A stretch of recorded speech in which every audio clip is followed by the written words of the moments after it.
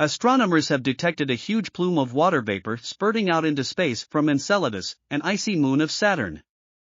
The 504 km wide, 313 miles, moon is well known for its geysers, but this is a particularly big one. The water stream spans some 9,600 kilometers, a distance equivalent to that of flying from the UK to Japan. Scientists are fascinated by Enceladus because its subsurface salty ocean, the source of the water, could hold the basic conditions to support life.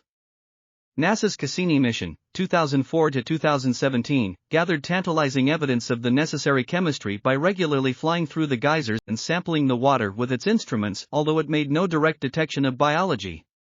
The new super-plume was spied by the James Webb Space Telescope. Previous observations had tracked vapor emissions extending for hundreds of kilometers, but this geyser is on a different scale. The European Space Agency, ESA, calculated the rate at which the water was gushing out at about 300 liters per second. This would be sufficient to fill an Olympic-sized swimming pool in just a few hours, ESA said. Webb was able to map the plume's properties using its extremely sensitive near-infrared spectrograph, NIR-SPEC, instrument. The instrument showed how much of the ejected vapor, about 30%, feeds a fuzzy torus of water collocated with one of Saturn's famous rings, its so-called E-ring. The temperature on the surface of Enceladus is minus 200 degrees Celsius. It's freezing cold, commented Professor Catherine Haymans, Astronomer Royal for Scotland. But at the core of the moon, we think it's hot enough to heat up this water. And that's what's causing these plumes to come out.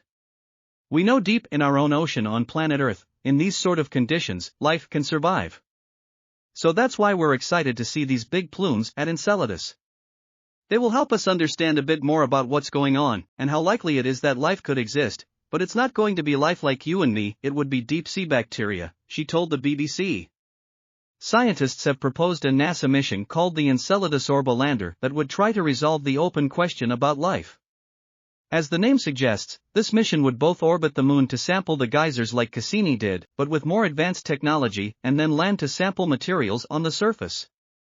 If ever approved, the Orbital Lander would not fly for several decades because of other priorities. In the meantime, NASA and ESA have probes heading to the ice-covered moons of Jupiter. These bodies also contain oceans of water at depth and could actually be better candidates in the search for extraterrestrial life because they're much larger in size. It's not known, for example, how long little Enceladus has held water in the all-important liquid state to support biology. The moon may have been frozen solid for a substantial portion of the history of the solar system, denting its life credentials.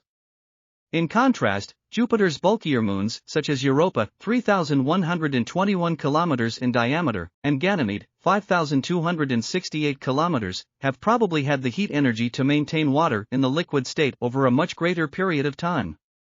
A detailed write-up of the Webb observations of Enceladus will appear shortly in the journal Nature Astronomy.